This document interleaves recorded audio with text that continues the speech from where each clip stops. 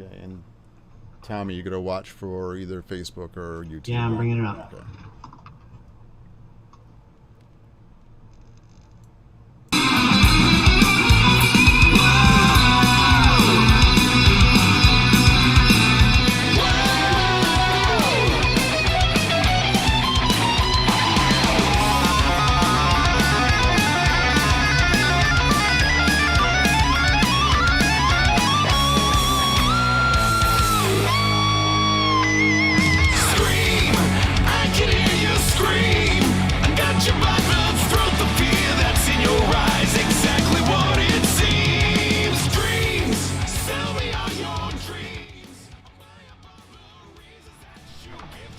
Welcome to a special edition of Sunday Night Live. Oh wait, it's not Sunday Evening Live, it's Monday Evening Live. And we have a special guest, Joel Hoekstra. Welcome, Joel. Welcome, Joel. Thank you so much, guys. Wow. Thank you. Yeah, it's day 9,000 of the pandemic, and here we are. Is it Sunday? Is it Monday? We don't know. Yes, sir. I don't know what year it is. That's all right. Who cares about the day? Absolutely crazy at this point. Yeah. Not going to work, going to work, and then obviously. And now it's 9,000 degrees out, like the sun. And that's a call going, who are those guys? Why are they talking to you? So, are you working right now? What are you doing? Yeah, I'm staying busy. I always stay busy. So I've been writing this year and recording. I did the tracks for my next. You guys played some Joel Hoekstra's 13. I hate to refer to myself in the third person, but the project is Joel Hoekstra's 13. So I did the guitar for that, and that's being mixed right now. So taking notes on the mixes and getting that back to Chris Collier and. Writing with a bunch of people, playing on a bunch of projects, and did some master classes for Rock and Roll Fantasy Camp.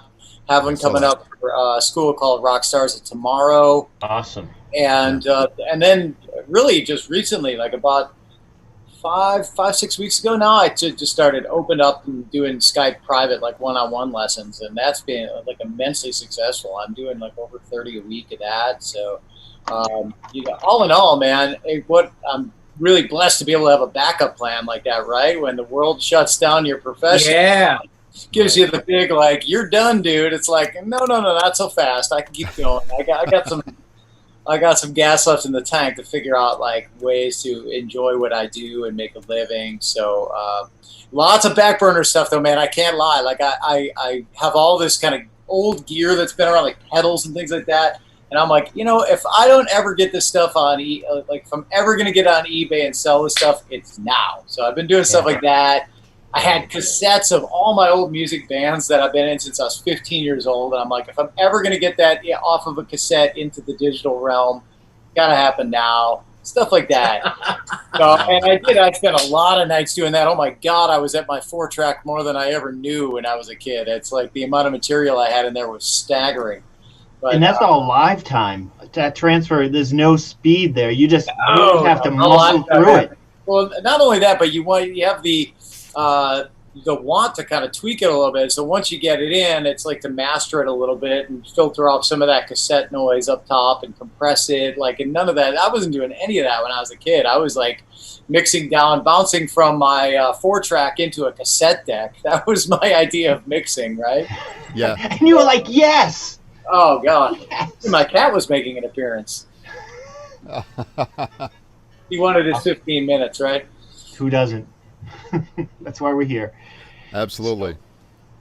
So that I mean, that's a bit of time, right? So amazing that you didn't get shut down because we have the technology now where you didn't have to go to a studio while this is all happening. You can do all this stuff online and really work with your students. That's amazing. Yeah, I think too. Yeah, staying active online helps out a lot for me. It's like, just staying active. Period helps out, right? I think work just creates work. So it's stuff always happens through referrals, right? Like you guys spoke with Andy at Guitar World, and he said, "Hey, you should have Joel on the show," right? So here I am with you guys, right? And just the opportunity to stay active is a huge thing. And staying active online usually leads to people asking me to do sessions, I find, and ask about lessons, and there's nowhere to go but forward through all this shit. So Yeah, absolutely. Yeah, I mean, what are we gonna do? Just sit here and just be miserable? We're musicians. We like to make Right. music. I There's mean, a unless we're all joy. going to just kill ourselves, right? Which doesn't really Yeah. seem like the Fuck greatest it. plan in the world. We need to we could at least form a cult if we're going to do that, right? Yeah, Get some absolutely. cool sneakers for all of us to wear, or something like Yes, and hats, matching hats. that. We can do this. I figure short of that, might as well just like work through this and try and focus on all the positive stuff. And like I said, I do honestly feel, well, number one, I'm blessed that I had a great run with touring the last like 10, 12 years to not be one of the people who's living like paycheck to paycheck. And there are a lot of people that are doing that. So like Right. I'd be a total short-sighted asshole to sit here and gripe about like, oh, well, I can't get out and go whatever, tour the world, and I'm suffering. And I mean, there's so many people who have it worse than me right now. So not only that, to have the extra cushion from my years of working hard with touring, but to be able to have a backup plan, like I talked about, with being able to teach and record and stay busy in at least a couple other areas. And I think if I apply myself and just work hard and stay positive, then good things are going to happen there as well. That's great. Yeah. Yeah. Well said. You've been a little busy. You've had a couple of projects in the past couple of years, right? Yeah, I've been lucky, man. Yeah. Sure. What's like you got a little bit of Whitesnake thing going on. Like that's like every guitar player in the world wants to be in Whitesnake because listen to that voice, number one, and look at the lineage. Already, it's hard to believe. Like six years. I mean, it seems like I'm the new guy, right? People still say, "Oh, the new guitar player." It's like, 6 years is and I understand. Like in the grand scheme of things, yeah, 6 years in Whitesnake is not much, but still, it's kind of amazing to realize that I've been in the band for 6 years, and during that time to juggle really Trans-Siberian Orchestra that entire time. I've been with them 10 years, which is like, oh my gosh. And then really the last few years have the Share gig going on with that. So, yeah, crazy. Amazing. Yeah. I wanted to ask you about the Share gig, and only not because of Share. I was, being touring people and doing gigs and stuff, I'd never played anywhere more than, like a Friday, Saturday where you left your gear. Like when you're doing the Share thing, you're doing like a residence, aren't you? So you're there for a few days, or how does it work? I mean, some of it was touring as well. So, yeah, residencies that were in Vegas and National Harbor. And also a couple makeup dates in Atlantic City that we did. But outside of that, she was touring. Okay. So yeah, it took on a little bit more of like a sense of normalcy. I'll tell you, the residencies are amazing. That's what I wanted to know. It's a touring musician's dream come true, because in Vegas you play 3 shows a week. That's it. And no travel involved. And so you're out there for, most of hers were about 3.5 weeks. So you go out there, do a quick rehearsal or two to get the set back together, and just sort of line check almost, more or less. And your gear is set up just when you walk in, that's it for the 3 weeks? Yeah, it just lives in there, man. And the theater, I mean, talk about a dream come true. And because it's Vegas and they want everybody coming to town, but they'd rather have you gambling than sitting and watching shows, there's a lot of rules with that. So only doing 3 shows a week, I mean, it's like a paid vacation. So really you go out there for 3.5 weeks, and it's about like a little over 12 days off in Vegas. I mean, it's like 13, 14 days off. I mean, it's like, it was for me time to like actually get other stuff done. Sure. Times where I get the 3 days off, and David Coverdale lives just a short plane ride away there. He's in Tahoe. So I'd go and do stuff like one of the breaks I went and cut the tracks for, he asked me to play on a remix of this album called Restless Heart from years ago that Adrian Vandenberg played guitar on. Great song. Yeah, it was intended to be a solo record, and he was forced to put it out basically under the Whitesnake name, and then it didn't have the Les Paul sound on it. So David just sort of tasked me with doubling Adrian as tight as possible with a Les Paul and working that into the mix, so it took on that sound. And then having me add some overdubs here and there. Not solos, but just like additional like bells and whistles kind of part. Sure. And then had Derek Sherinian play some keys on it. So that was all part of a remix of that album. But anyway, on one of the breaks with Cher, point is I literally went out there and cut an entire album. Wow. And Tahoe doesn't suck. They get you out of the desert, you know? So. Great stuff, man. David had really good management back in the day, and they said, look, you're going to be out on the road nonstop. We want to set you up here where there's no state income tax. You buy this awesome house up here. So he, has this amazing house on top of the mountain out there. And Beautiful. I think years later, he's like, wow, that was the best decision I ever made. I mean, he instead of getting set up in LA where everything, all the prices just went through the roof to live there, he got set up in this amazing area that ended up being a great source of happiness, I think, for him. Right. That's great. That's good. And again, you got to go back and forth, and commuting between Cher and David Coverdale probably doesn't suck. No, I know. There's moments it's like, how the hell is this possible, right? How did you get the gig with Cher? So David was taken off in 2017 from touring because he needed to get knee replacement surgery. I don't know if you guys read about that. So we got the heads up, and I just kind of texted everybody in my phone that's in it. And said, like, hey, I gotta work. I'm not looking for a new gig per se because Whitesnake is still active, but I need some fill-in work this year. So if you know anybody who needs a sub. And anyway, one of the people I texted was Justin Derico, who plays with Pink and Yeah. Love that guy. And another guitar he sucks too.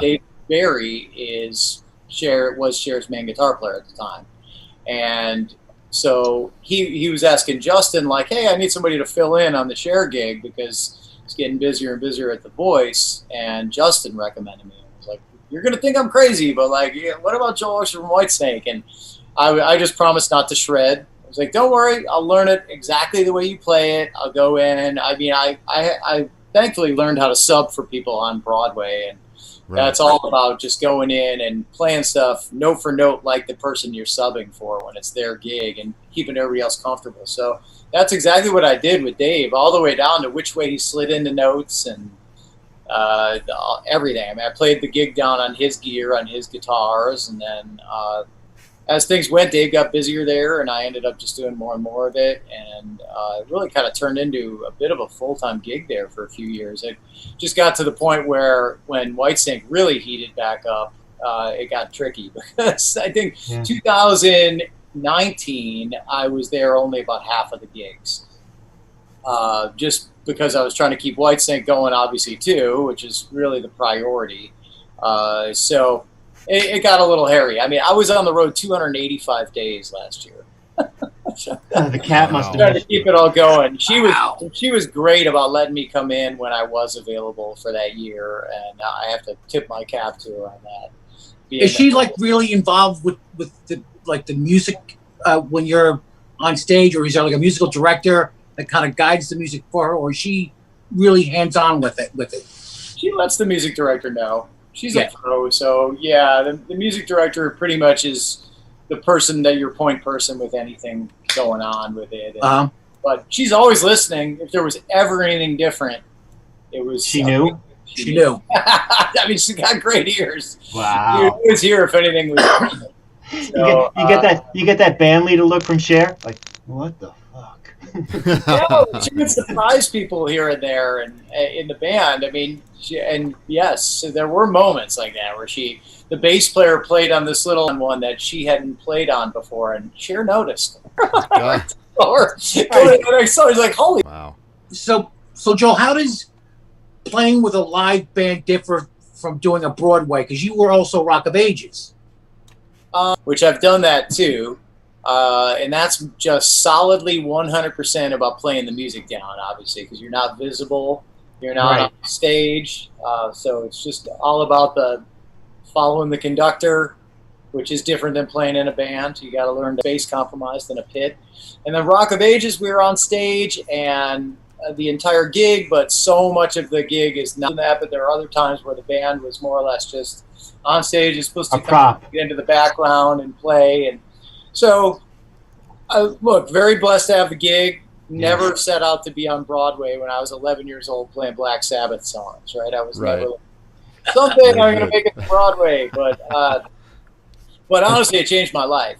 I was the guy going into that. I just joined Night Ranger. I think I'd been a Night Ranger about 9-10 months when I got Rock of Ages, and not even because we had the rehearsal period leading in. So opportunity to take off whenever I wanted and change my financial reality playing with Night Ranger because there were 8 shows a week. It just really changed my whole thing. And then to be able to take off. So I went from being the guy with like a little bit of money in the bank to the end of that 6 years being like a guy with money in the bank. So it definitely changed my whole career and meeting so many people. It was the opportunity, for instance, when I got to fill in for Mick Jones and Foreigner, Night Ranger was opening for Foreigner at the time, which was like, okay, so we could ask this guy Night Ranger, but it wasn't really that. It was that their manager, Phil Carson, had been down to Rock of Ages and seen me playing Foreigner songs in movies. So again, I think work creates work, right? Work with you, man. Yeah. Holy crap. You got to leave yeah. Yeah. You're not going to do that, Tommy. Come on. That I just, because I went to GIT when I was 9, and it was like, so just getting out of school and starting to enter my, make a living with your guitar, my professional career, the entire chop scene or 80s music scene was destroyed, decimated. Yeah, right? I was out there as well for that. So I went out there with a band, and we were like, yeah, metal, we were gonna do it, and then holy we shit, were all in. get fucked. So that led to just me having to do whatever it took and have that attitude about how can I make myself, because it was like, well, how the F am I going to do this now, right? I mean, everything I was kind of studying and working on is that whole dream is kind of gone. So being any kind of guitar hero back then, even though I wasn't really prepared for it, I was so young and green. But anyway, one of the best things that ever happened to me, because that gave me not only the ability to get after a bunch of other stuff and the necessity to get after a bunch of other stuff, but also gave me the appreciation when things did work out to go oh man, isn't this incredible? Because it took me really until I'd say about 37 is when I joined Night Ranger. I mean, I was not a kid. So it's just a different attitude than the guy who sells 1 million albums when he's 21 years old, right? Right. Yeah. Different reality. And they become jaded to everything because this huge taste of success. So for me, it's been this struggle. And then you get a little bit of success, and it's like, wow, this is amazing, right? I just appreciate it more because I had to work a very long time to get any of it to happen. Impressive. Impressive. Wow. The work ethic to go to do that is amazing. People don't realize that, especially being a musician, it's work. It's, much as we love the magic, it's a lot of work. Yeah, I think I say that most of my gigs that I've had can all be traced down to a moment where I was making about 5 cents an hour. Yeah. Working. I mean, just insanity. The projects that I would take on. So Night Ranger came from playing with Jim Peterick's World Stage Band, and Jim is an amazing songwriter, those that don't know, in the Chicago area. And because I grew up in the burbs there, knew him. So he'd have me in this house band, but the gist of the gig was you'd have to learn 36 songs and go in and play it down for a show. And he would have guests up for the 2-3 songs, and Kelly Kagi from Night Ranger was one of those people every year. But I was this guy who was learning this 36, 37 songs. Still, when I lived in New York at that time, flying back to Chicago, I'd get off the plane, play a show of that many songs, just because I had shedded that hard for 3 weeks to get the whole set list together. And I mean, the gig, if it was one night, paid great, but the fact that you're shedding every night for 3 weeks leading into it, while I was holding down a theater gig at Love Janice, playing 8 shows a week. So that was man, I was playing so much guitar and making no money. Yeah, break it down by the hour. Yeah, you're in deficit. That led to Night Ranger, and me subbing on pit gigs led to Rock of Ages, which again, I'm learning an entire 300 pages of music for the chance to maybe get in once or twice and sub for a show and make $200. So it's good 3 weeks of work to get a Broadway show together, usually a score for a pit gig. So it's a lot of work. So a lot of work to do, like 3 weeks of hard work, 6-8 hours a day to maybe get in and make $200. Wow. But again, that led to Rock of Ages. So Right. all these things, like all these moments of like, dude, why would you ever do that? I could have enjoyed the moment, but then again, these big things wouldn't have happened. So now, during doing the Rock of Ages, did it sometimes you have to do 2 or 3 gigs a day? Yeah, on the Saturday and Sunday, there were 2 shows a day. Wow. So during that time when I was playing with Night Ranger, I would have it down to the show. I had 6 subs, and so I had to schedule them and make sure that they were available and knew it was coming. But then they'd know when my flight was landing. I'd send them my flight info. So say it was a one-off, a Saturday gig in California. I'd fly day of show at like 5 or 6 in the morning from New York to California, play the show. If I could make a red eye, I would. Often it wasn't available, but I would take the first on Sunday, come back, and whenever it was landing, if it was to make the matinee show or if it was to make the evening show, I pretty much always let the subs know, like, I'm landing at this time, so I should be able to make the evening show. If you don't hear from me by this time, assume that you're on. There was all these very complicated agreements, and I would text the moment it was wheels down, text landed, and they'd know what was up and split. It was just down to that for 6 years. The amount of times I only slept on a plane during that 6 years was staggering. I must have had like 40 or 50 nights where my only rest was on the plane. Right. Wow. Unbelievable. Wow. What a work ethic. Jeez. Jesus Christ. That's that. What money you can from it while it's there, right? I mean, I had a sense of urgency. I think in the 6 years of that running 8 shows a week, I only took off 1 or 2 shows for just to take it off. Like the only time I did it one time, I think. Yeah. Wow.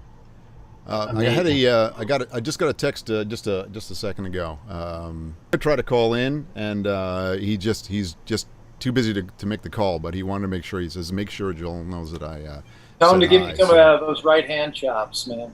Yeah. Yeah, no kidding. That guy did like try left hand with him, right? Because he plays lefty. Yeah, man. That guy. Wow, he can talk, man, and great stories, right? What a nice guy. Such a great guy. Yeah. Great guy. Amazing player too. So, all right, Tommy, do you want to go into one of the segments?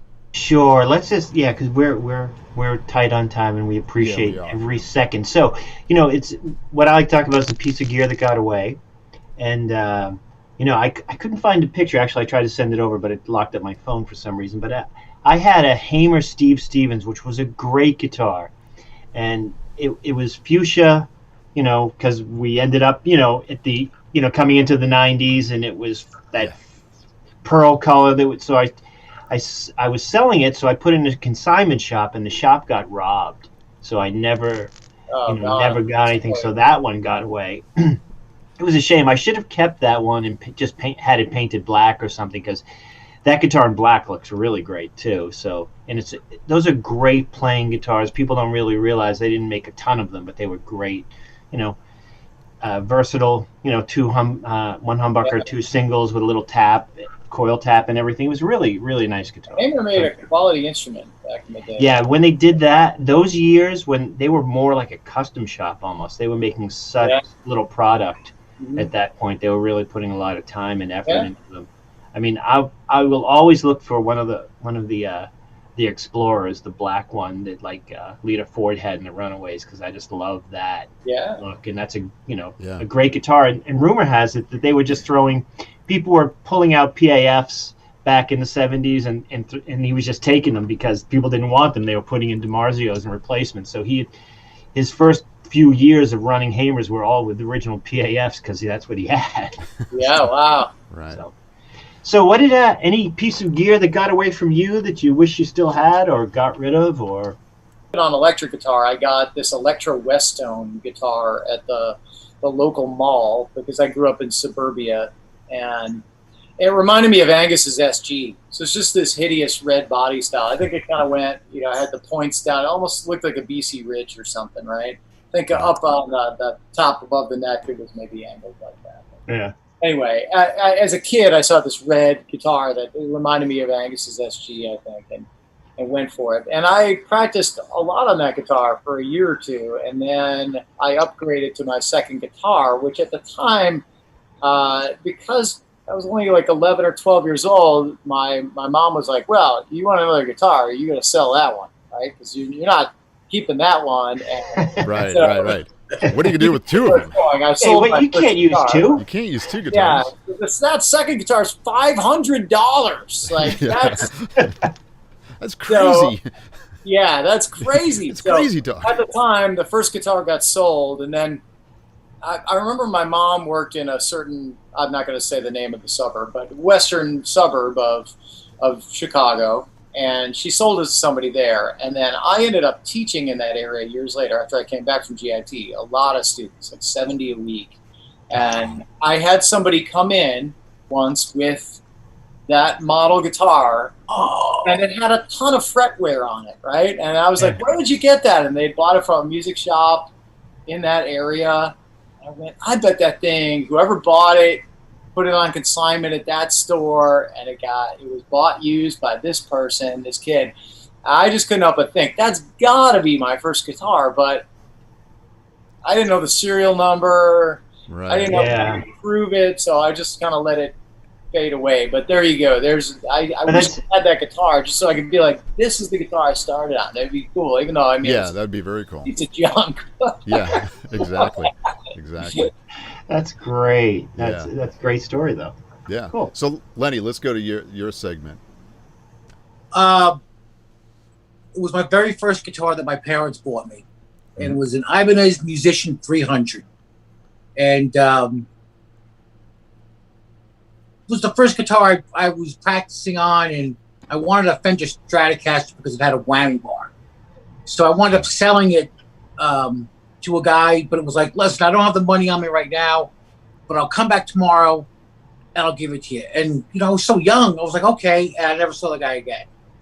And so he walked off with my very first guitar, which, like Joel said, you would like to have just to You'd say. just like to have it. Right? Yeah. Yeah. I mean, I know I post pictures of it sometimes on Instagram. Yeah. There's something special about the first guitar, for sure. Yeah, because my parents were like, oh, you're going to get into something like to hear. And I was just kind of like, holy shit, a guitar.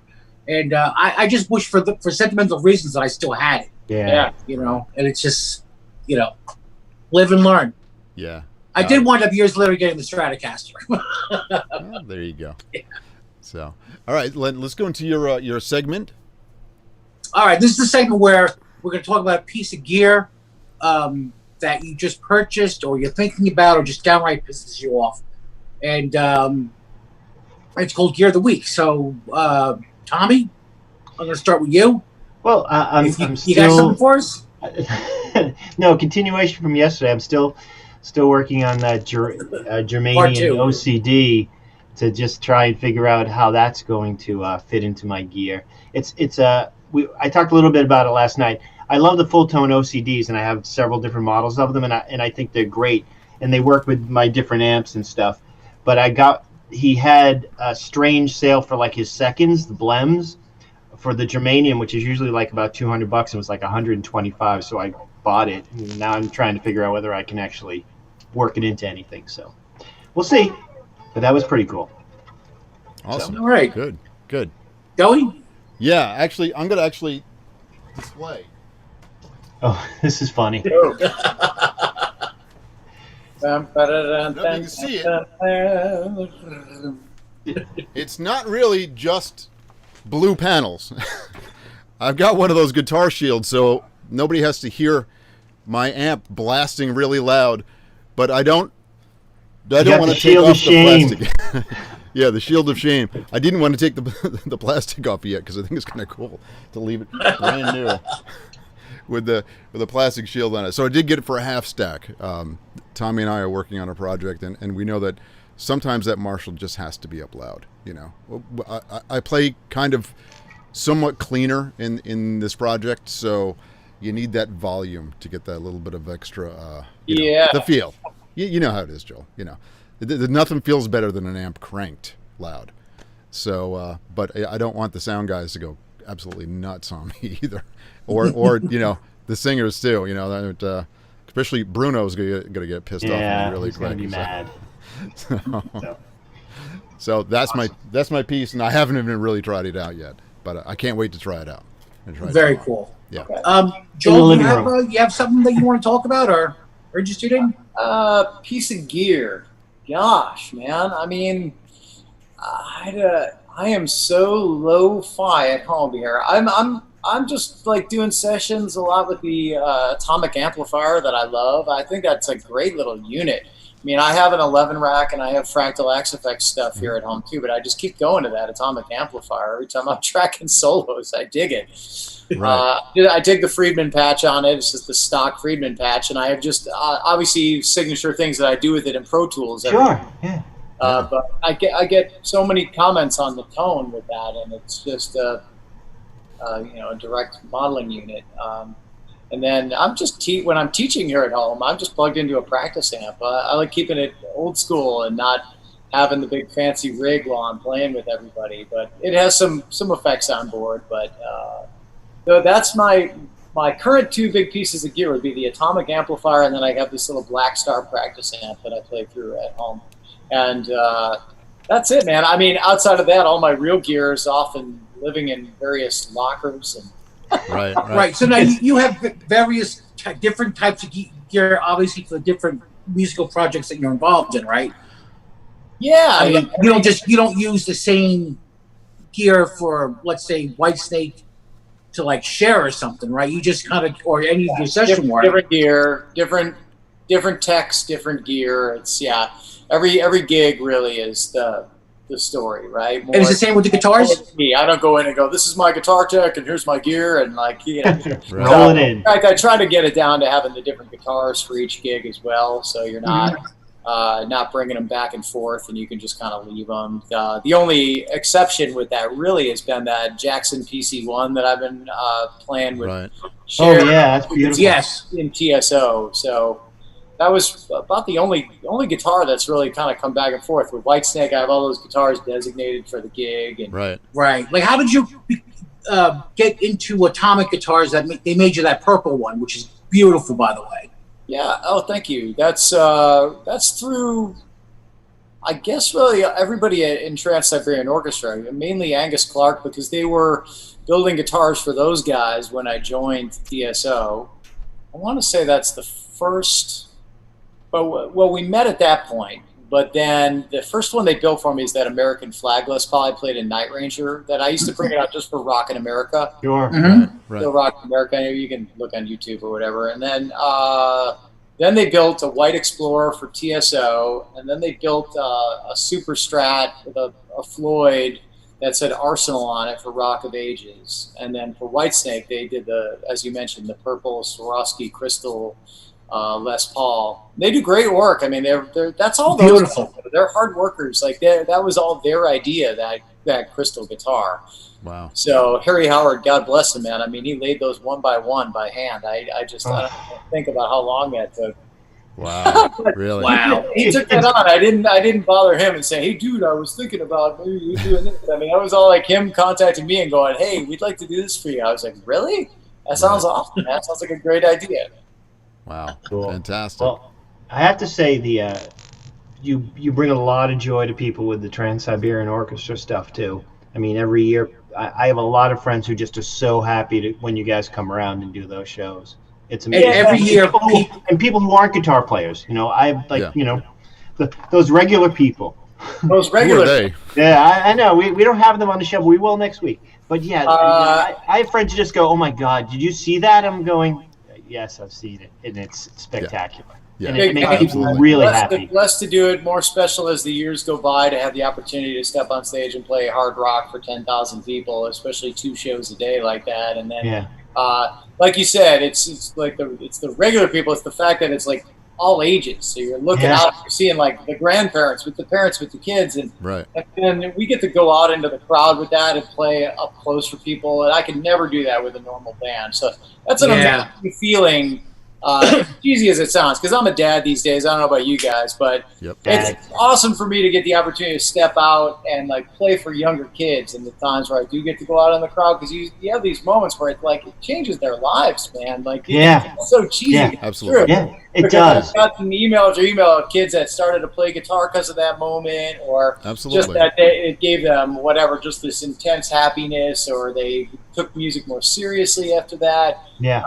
It's really one of my favorite parts of the gig, and I know that sounds like so disingenuous, but I assure you, it's actually really truthful. It's I believe it. be I able believe you. to play for kids and see kids actually be inspired by, especially by hard rock, and you feel like you're passing it on in a way, like you're passing it off as a Christmas show to do it, sure, but it's an amazing thing to feel like you're inspiring this next generation of kids. Yeah. Absolutely. Yeah, well, that's what the really cool thing about it is, and the magic of it is, because it is really like hard rock, rocked out Christmas songs, and every year more and more people are discovering it for the first time, and then they're hooked. And these aren't like real rock people; these are everyday mainstream people that hear the melody and then jingle from what they know for a Christmas song, and they're just like, this is great. And it's just unbelievable how every year I see more and more people getting tuned into it for the first time. It's amazing. It's actually been growing, which is amazing. Yeah, right. The entire music industry has been in decline, or the rock music industry has been in decline. Yeah. TSO has been going up. I know it's really unique. And honestly, man, you keep yourself sane by looking at what are all the good things about the gig when you have a gig, rather than complain about what you could complain about. And it's just, as the years go by, I just find myself finding more and more positives in it. Right. Now I just wanted to ask you, in regards to when every year when that tour takes place, how soon does it start? Because it just seems like you hit in between November up until the beginning of January, you've covered almost the entire North America. Yeah, it's. I mean, how early do you plan the massive stage show and get together and start working out the new show for the new tour? The production end of it is like a year-long process where they do the stage and light design, and they'll come up with and of course booking the venues and all that stuff. That's a full-time job for all the people that run it. Yeah, it's a cottage industry. When you're in the band, you're basically sent a song list prior to rehearsals, like about a month before, something like that, to kind of hey, get on top of these songs. And there's always too much in there because they want to be able to view and check it out and sort of put together the show and mold it, right? So you're always learning a little more than you're actually going to get in the show. Right. And then when you hit rehearsals, that is about 2.5, 3 weeks long. And then you're off and running 8 shows a week, almost like a theater gig, except for changing cities every night. And that tour usually is about 6.5, 7 weeks, I'd want to say. So out on the East Band, we usually do about 60 shows, something like that. And the West Band is doing those 60 shows simultaneously. Oh, so really? So there's 2 different groups. Yeah, we Wow. We kind of look at ourselves as the one band, because we put it together in rehearsals, and then to maximize the amount of shows that are going to happen around Christmas. Obviously, you got a holiday show. Right. It's hey, who wants to go to that in the middle of August? Not many people. So, well, right now they do. But the way to be smart and to maximize it and get out to as many people as they can, they sort of just have us go 2 different directions. So, and that works out great because it keeps us all hired. Yeah. Absolutely. Wonderful. Absolutely. That's fantastic. Right. Fantastic. Listen, do you have time for one more quick Sure, segment? yeah. No worries. Okay, great. So we're going to do the last segment. This is our closing segment, and this is the we say it delicately, the fuck you segment. All right. So what we do is it's actually a compliment to another musician, another artist, anybody. Somebody that's really a great player. That they are so good that you got to say fuck you for being so good. All right. Great. My phone's going off. And I'm going to start today off because we had a guy yesterday on the show that was so nice, such a gentleman. I'm going to say fuck you to Jerry Finn. What a killer guy and nice He was player. super What gentleman. A great guy. Yeah. You know, killer dwarfs. He's playing with Burton Cummings, and he was in Helix before that. What a great guy. I just wanted to say, Jerry, I hope you're watching because fuck you. All right. Come on, he gets to go at night and play American Woman. Yeah, I know, Burton right? Cummings. You're not playing in a bar. You're playing with Burton Cummings playing American Woman. I would Yeah. Pretty cool. Yeah, that's exactly. pretty cool. All right. So I'm going to go to Lenny. Who do you got? All right. I'm going back, through the old '70s stuff, and the Right. one guy that always keeps coming up. There's a few, but I'm going to give a big F you to Gary Moore. May he rest in peace. There was time with Skid Row and Thin Lizzy up to his solo career when he was doing the jazz fusion, to doing the hard rock, melodic rock, to going back to the blues. Anything he did was just so full of heart and soul and passion, and almost every song he just played his ass off. And I wind up listening to a lot of his guitar lines, and it's just beautiful. Right. So I wish one day that I could just soar like that he does. So Yeah. may he rest in peace, but also he gets the Just double fuck hammer. All right, Tommy, what do you got? Well, you know what? Today I did do a little follow up, other than watch your lesson again for the super pentatonic. But I did watch some of the Night Ranger stuff, and you know what? Brad Gillis is Underrated. amazing. He's amazing. My first introduction to him was the live Ozzy record that he did. He had been doing Night Ranger and the band before that. But Speak of the Devil, just to come out and play like that after, to replace Randy Rhoads is just really amazing. And to be that good, be fully developed, and be able to step into that sort of footprint is amazing. And continued work, and then just watching him live interaction with you and stuff is amazing. The guy's an amazing player, so fuck you to Brad Gillis. You can tell him that when you see him. Yeah.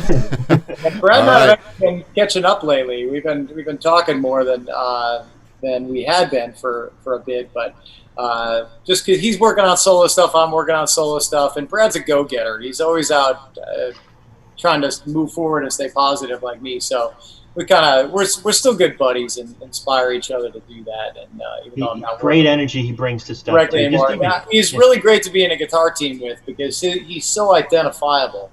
Everything Brad does, you could even go back and listen. I remember Hearing Aid, We're Stars. Yeah. Oh yeah. You could absolutely. hear Outside of Ingve, the other person absolutely who it is Brad Gillis. Absolutely, those two were so his touch. It was like a signature sound that each Yeah. one of those guys had. So it's great when you're in a guitar team with Brad, because no matter what, people know when it's Brad playing, and as long as you stick to a Les Paul and you don't do any whammy bar stuff, you're good, man. Yeah. Right.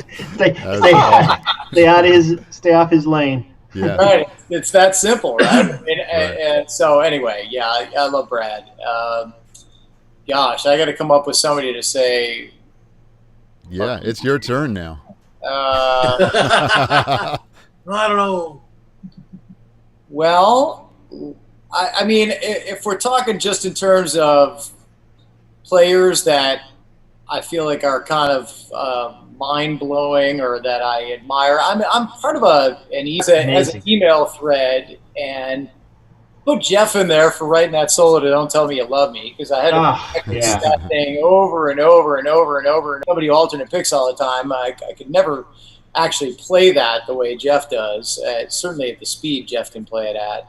But all the guys on that thread, because I is on there, I don't know if anybody just saw that. Oh gosh, why can't I remember the name of the piece now? Did you see his latest piece? His birthday thing that he did? Yeah, I'm forgetting the name of the piece. I'm so sorry, Steve, but my God, I mean, give me a break. That's like insane. That's really the point of this. It's really He important did to that somebody like go. a past kind of dancing around in his studio, and I'm like, dude, that is insane. You should not It's be allowed to insane. be that good. And that's a Steve Lukather's on the play any part perfectly that fits the song, and solo out of blazing runs into beautiful bending with amazing vibrato. I mean, what a amazing player he is. Doug Rappaport on there. I don't know if you guys know Doug. He does the Edgar. You guys know Doug. He does the Edgar Winter gig, and if you haven't checked him out, you should look him up on YouTube, dude. There's like this one solo that Jeff posted on the thread recently that made me want to set the guitar down and never play again. Bumblefoot's on there. Yeah. Bumble is Ron. Yeah. Dude, I mean, chops like for days from outer space, sings amazing, knows every song in the world, is the nicest guy in the world. I mean, it's like, oh my God. No wonder he's overworking, right? So many great players. Steve Morse is on this thread. Steve, for his versatility, his ability to, like, I mean, he plays classical guitar really first and foremost, and to see him do all these solo guitar pieces and just have no nerves whatsoever, play completely flawlessly. And I'm like, you know, the type of guy when anytime I got to play in the clear, I'm like, oh my God, you know. So there's so many guys on there that I admire. Steph Burns is on there, just his soulful playing. I don't know if you guys know Steph. Yeah, but absolutely. My God. I actually roadied for him once. Yeah, all these guys, because I'm interacting with them, I'll say it's called the thread. So I'm just going to say, fuck you to the thread. Fuck you to the thread. Perfect. Beautiful. They're all so good, and they're all such great guys. But man, I'll tell you what. Sometimes I go online, I check my emails, it makes me want to quit guitar. Right. Yeah. Awesome. If it makes you want to quit, I don't want to talk to you. You did that video for the Dave Z Foundation. That was beautiful. And those guys obviously I'm a guitar player, so that was crazy, man. Wow. Good bunch of singers. So like a lot of the bandmates from TSO. Yeah, fantastic. So thank you so much, Joel, for coming in and saying hi. Thank you for asking. Thank you, brother. Yeah. Your time. Very enjoyable. Such an honor. Thank you so much. Good night, everybody. Thanks for tuning in. Subscribe. Bye.